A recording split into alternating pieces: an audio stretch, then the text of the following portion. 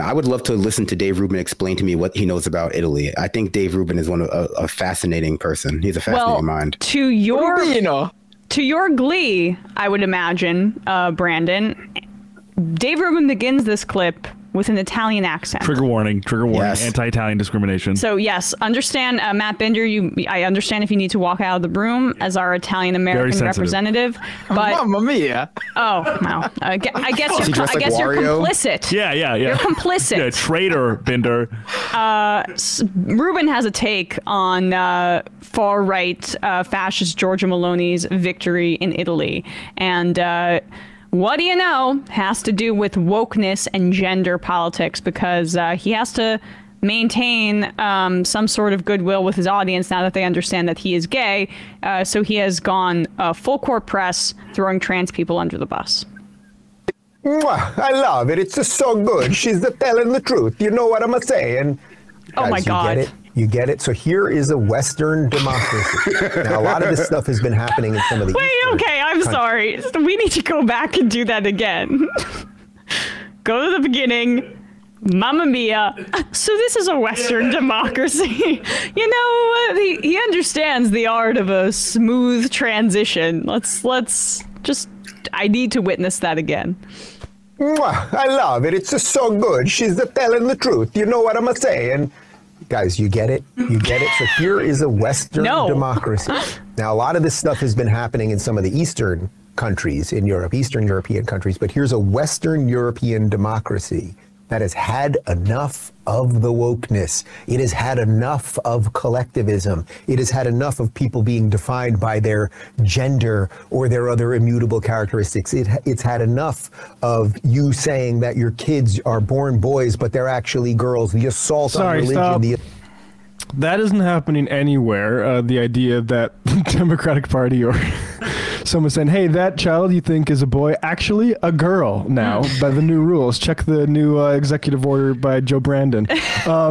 When kids come out as trans or having any sort of gender alignment issue, it is coming from them. Almost always. That's the case where they tell their parents that there's something up there.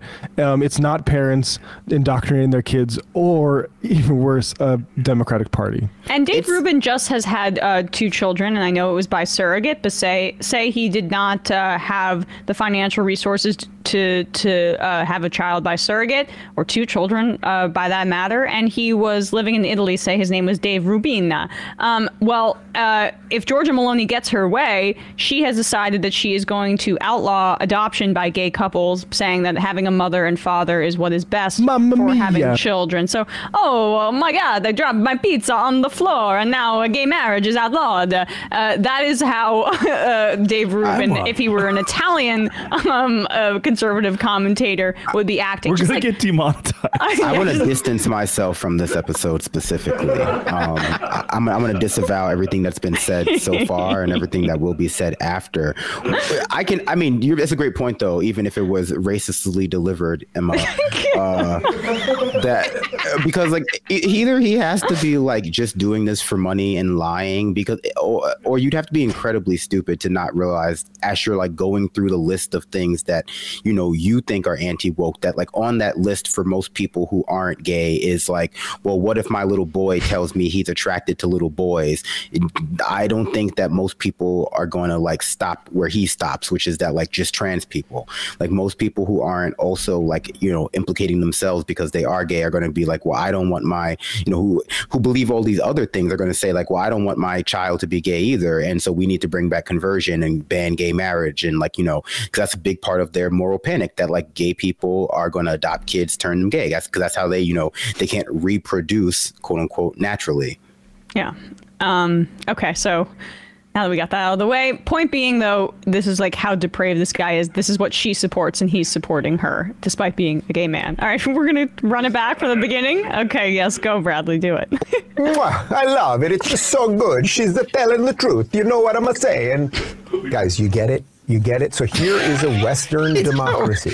Now, a lot of this stuff has been happening in some of the Eastern countries in Europe, Eastern European countries, but here's a Western European democracy that has had enough of the wokeness. It has had enough of collectivism. It has had enough of people being defined by their gender or their other immutable characteristics. It's had enough of you saying that your kids are born boys, but they're actually girls. The assault on religion, the assault on all of our institutions. This is a phenomenal speech. So of course everyone in the Western media is calling her a fascist, and even worse than that. Okay, so you guys get the game, right? We've looked past, we've moved the curtain, and we're looking past, and it's not the all-powerful Oz, it's just some washed-up old dude back there, and that game is that they try to scare the hell out of you until you pull that curtain back. She's far right, she's a fascist, blah, blah, blah. Well, I listened to all the speeches, I did a little research on her, I've talked to a couple people. What would that mean, that she's a far-right fascist? So she's a far-right fascist, so she hates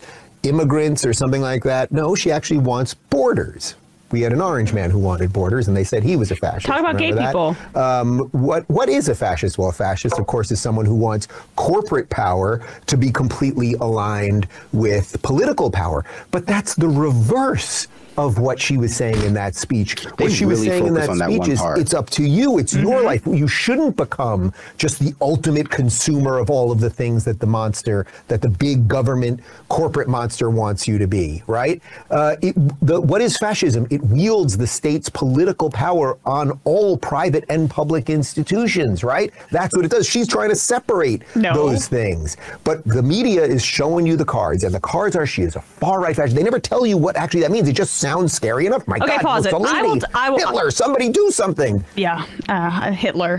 Interesting he brings that up, because it actually could not be more fucking clear, ever in an instance. Like, in other times we have to draw an understanding about people being far-right fascists based on their political ideology alone. But in the case of Giorgia Meloni, it's actually quite clear based on her own words, openly supporting Mussolini, the inventor of fascism by its modern definition, and including a flame as an ode to Mussolini's government on the flag that represents her party. I don't know how much more clear that could possibly be, but I found it notable that Dave Rubin only brings up her anti-migrant stance, anti-immigrant stance, which is like essentially, as Matt has been saying, the reason we are opposed to the EU is because we want to be able to shoot down migrant boats and make sure that they die on the seas instead of coming to our shores.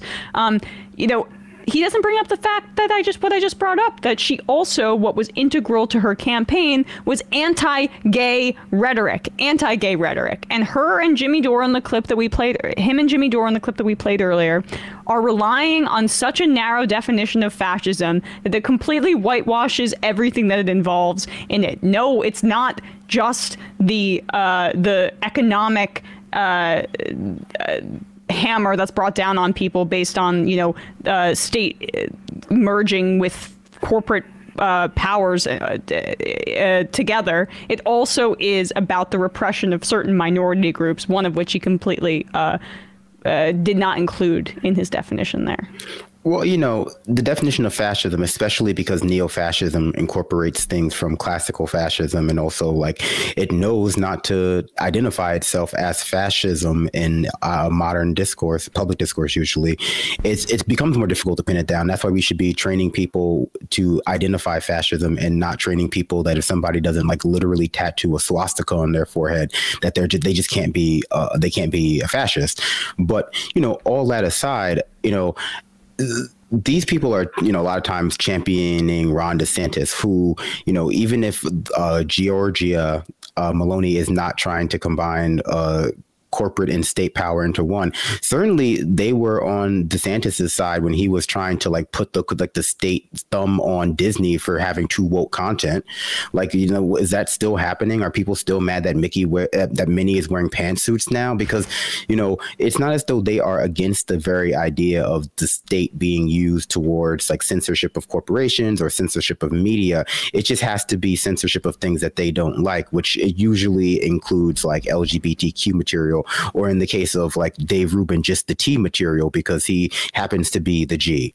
And, they think that's enough to make them radical or to not make them not conservative. But no, it's just self-preservation. Yeah, exactly. I can't say what I want to say about Dave Rubin here on the YouTube feed. So instead, I'll just give him one of these. Ooh. Ooh, wow. Wow, we really brought out the big guns there. Bro, brah, dude.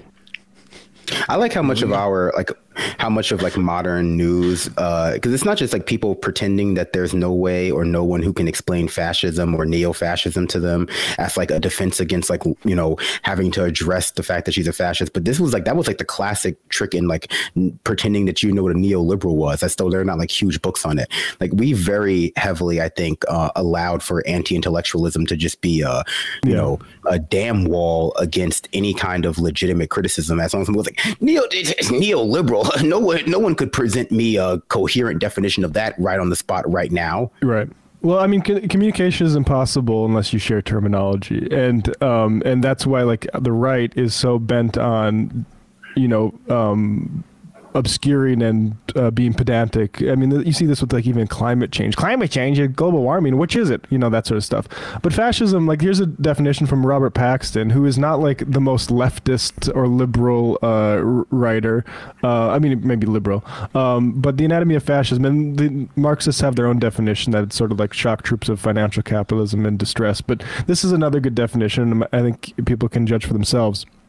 Fascism may be defined as a form of political behavior marked by obsessive preoccupation with community decline, humiliation or victimhood, and compensatory cults of unity, energy, and purity, in which mass-based party of committed nationalist militants, working in uneasy but effective collaboration with traditional elites, and I'll just repeat that, working in uneasy but effective collaboration with traditional elites. So, for instance, Hillary Clinton saying, welcome, because the Meloni is basically for NATO policy, right? Like these are the sort of things that you would think Jimmy Dore would be attuned to, but he's too, you know, out to lunch. But working in uneasy but effective collaboration with traditional elites, abandons democratic liberties and pursues with redemptive violence and without ethical or legal restraints goals of internal cleansing and external expansion. In 2021, Paxton wrote that he believed in Trump was a fascist after insisting for years that he was a right-wing populist. So. Well, there you have it. I will say, you know, there are left-wing critiques of, you know, the European Union, obviously. People pretend like, you know, in a lot of these places that the only critique of the European Union is coming from fascist or fascist-like parties, and that there's no, you know, communist or socialist presence in any of these countries that are experiencing rises of neo-fascism that might adequately provide a better solution to the, you know, solutions being presented by fascists or far-right parties. But we know from experience in the United States that those ideas and those narratives are stripped out of mainstream discourse. Most neoliberal parties in power would much rather make coalition with fascist parties to increase the power of corporations, because we know based on these definitions that corporate power and state power becomes very intertwined in under fascist states. So we know that neoliberals and fascists love to go hand in hand towards, you know, the far right, but it's just insufficient analysis to point out, to not like acknowledge that, well, yeah, but there are other solutions to the problems that people have rightfully recognized with the EU and distribution of power.